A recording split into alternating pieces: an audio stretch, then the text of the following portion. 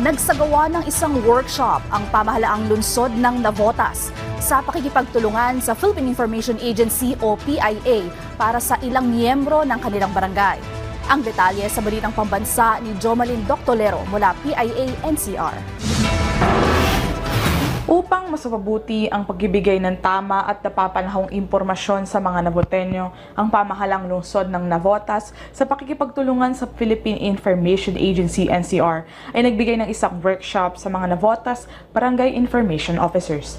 Ang workshop na may temang Social Media 101, Maximizing Social Media Presence for Beginners, ay naglalayong linangin at pataasin ang kakayahan ng mga Navoteñong Barangay Information Officers sa pagbibigay ng napapanahon, angkop at tamang impormasyon sa kanilang komunidad sa pamagitan ng social media. Bilang mga public servants, tayo po ay tulay or instrumento ng ating pamahalaan para mas may padama, mas may parating sa ating mga mamamayan ang pagmamalasakit, pagkalinga at pagmamahal ng ating pamahalaan sa ating mga kababayan. Goal po namin na mas ma-improve pa po ang service namin may bibigay sa ating mga constituents.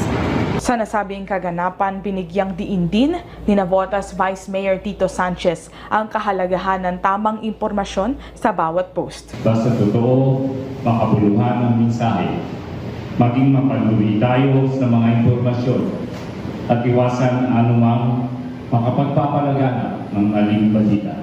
Ang nasabing pagsasanay ay masusundan pa ng iba pang mga workshop kabilang ang video editing at ang pagbuo ng Barangay Information Officers Network o BAYON.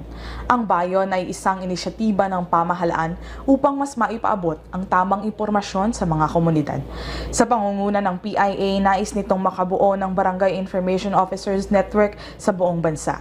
Sa kasalukuyan, mayroon ng BAYON sa mga rehiyon ng Western Visayas at Zamboanga Peninsula.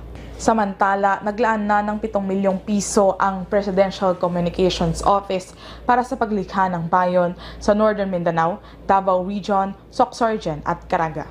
Bukod pa dito, mas magkakaroon ng mas maraming kolaborasyon ang Philippine Information Agency NCR at Metro Manila LGUs sa pagpapaabot ng tama at napapanahong impormasyon para sa mga Pilipino.